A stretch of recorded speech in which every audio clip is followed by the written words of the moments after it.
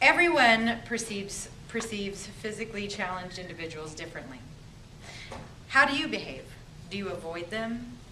Do you stare at them, sneer at them? Do you open doors for them, act friendly?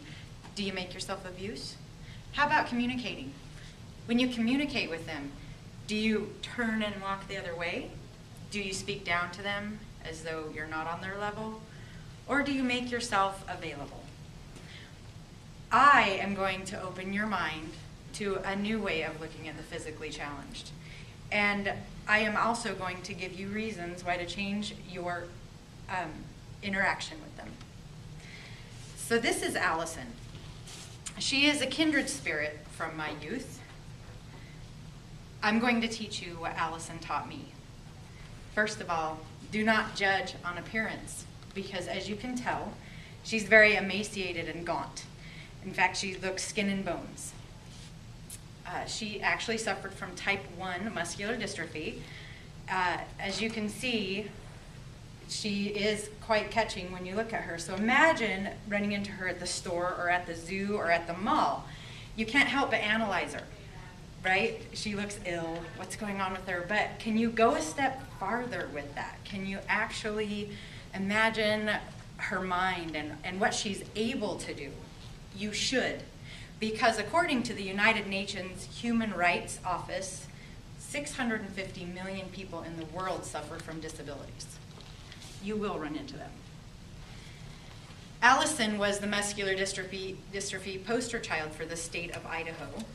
In doing that, she was able to become a spokesperson. She was in a commercial for McDonald's. And McDonald's was helping with the Muscular Dystrophy Association fundraising.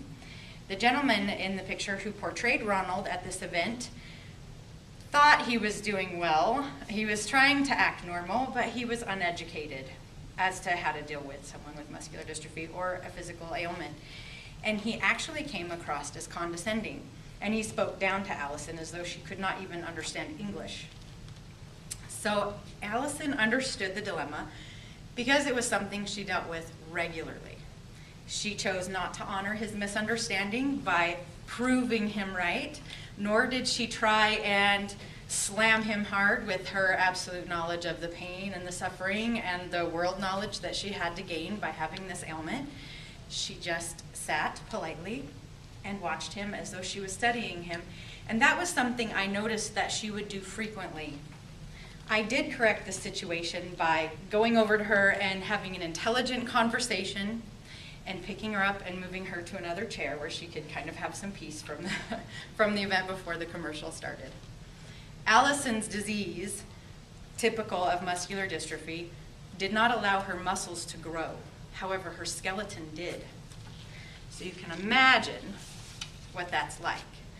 According to the Muscular Dystrophy Association, myotonia is the inability for your muscles to relax at will. So she did contract as she aged.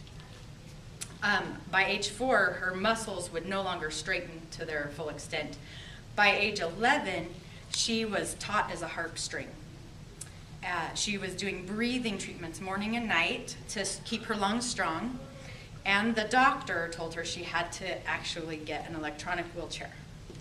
Now, she did not allow people to pity her. So if you decided to do something for her that she could do on her own, she would do it from start to finish with the most determined face because she was, gosh darn it, gonna do it. And this girl, like so many physically challenged people, she was exceptional, she was gifted, she was talented. She was just trapped in a body that had this horrific restraint. Another thing she taught me was you cannot judge a book by the cover. The Mayo Clinic explains that muscular dystrophy type 1, which is a juvenile onset muscular dystrophy, it's usually males that get it. So Alison, being a female, got the disease, and she got a rare form of it. So her body was fighting itself more than normal muscular dystrophy ailments. But by the time she was in 6th grade, she tested at a college level for reading, because you can imagine that's what she did all the time. She was brilliant. She loved math, she loved science, she loved the outdoors. She was extremely amazing. She wrote stories and she created art. She yearned to walk, but she settled for the wheels. Another thing Alison taught me was to never be a victim, because you get to choose your attitude no matter what life throws at you.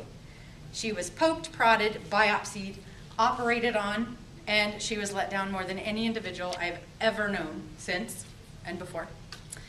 At one point, her arms were starting to fail, her shoulders, because she was in a motion-propelled wheelchair. And that's when the doctor said, we need to go to an electric wheelchair.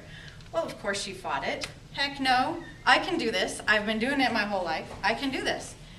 And the doctor said, let's not fight with her. We'll pause a little bit. So it took her a little while to come around. The shoulder joint pain, you could tell, was really hurting her. She winced, but she wouldn't complain. Finally, she said, Mom, you know what? I think I'm okay with this. We'll go forward, but here's my ultimatum. It's going to be red, and it's going to have flames. So she looked pretty styling in her little hot rod. Now, Alison taught me about compassion. Of course, I was compassionate because I adored her. We were best friends. We traveled back east to see her family all the time. But the compassion that I gained from her on a deep level was actually the compassion for the ignorant and the uneducated people that she continually ran into in life. And it was tolerance for those people, for their misunderstanding of her. Because Alison, anytime she opened up, it was like light came into the room. She had a brilliant smile. She was funny and had a great laugh, but she also had a very devilish sense of humor, which would shock adults, because here's this young girl who just got everything. She got humor and everything. And it would ease the tension because she understood she was awkward. She was awkward for people who did not understand her. And that made everything okay. So she did teach me to challenge myself and step out of my comfort zone, because she lived outside of her comfort zone on a daily basis. I do thank you for letting me share her with you. I wish you would have met her. She would have blessed your lives. And when you meet someone who is physically challenged, I am challenging you to treat them like they are family. Thank you.